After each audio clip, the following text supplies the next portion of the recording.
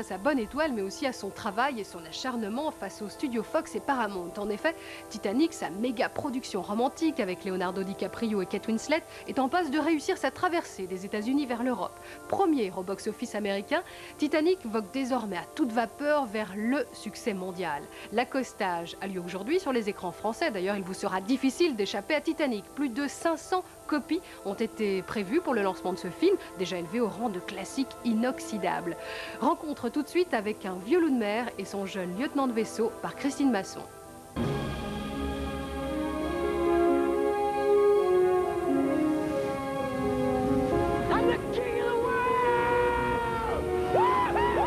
I grew up within hearing distance of the falls, so I went to sleep year after year with this thundering water.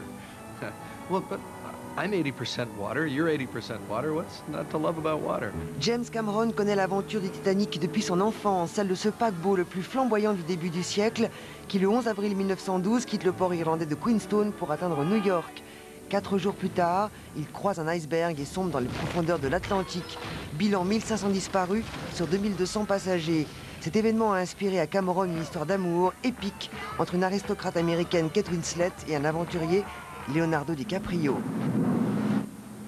À aventure exceptionnelle, tournage exceptionnel. Le metteur en scène James Cameron est allé jusqu'au bout de son rêve.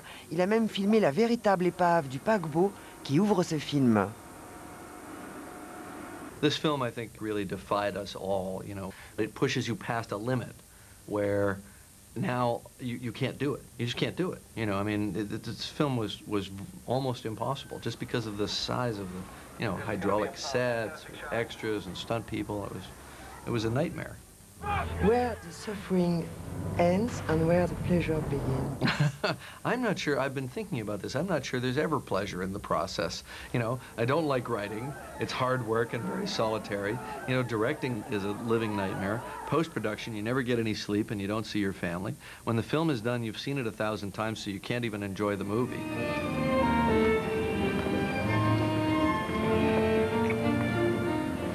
I saw that in the Nickelodeon once, and I always wanted to do it. Working with Cameron, now you can work with anyone? That's a good statement. I mean, in many ways, this film had almost every element that a film could have, you know, has everything in it. So I went through a lot, and I experienced a lot in this movie. I wouldn't say everything, but, you know, close to it. Jump right.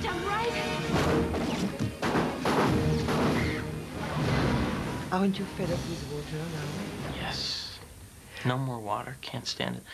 I mainly can't stand being in dry, nice clothes and then getting into freezing cold water. Drove me crazy after a while. The main image was when Kate and I were on top of the poop deck. It was on hydraulics going up and down, and I looked below us, and there was, you know, like 50 stuntmen on bungee cords falling below us, and then I look up in the sky, and there's 30 cranes with lights, and then Jim swooping down on another crane to our face, past us and down, was just like, I don't think anything could top that experience. Hold on. Hold on. Did you make your Gone with the Wind?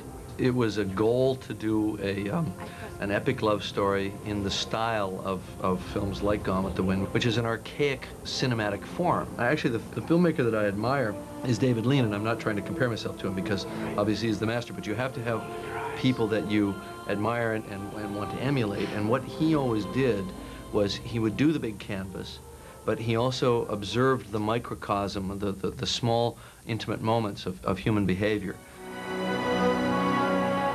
Cameron said shooting is like a war.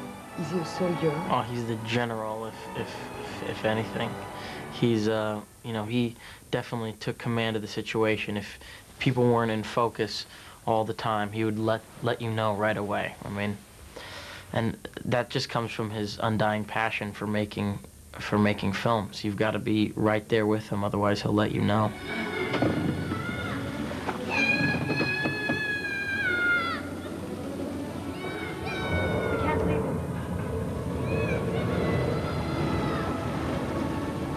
All right, come on. If you have 1 hour to live, just 1 hour, like on the Titanic, how would you use it? Get on one of the lifeboats.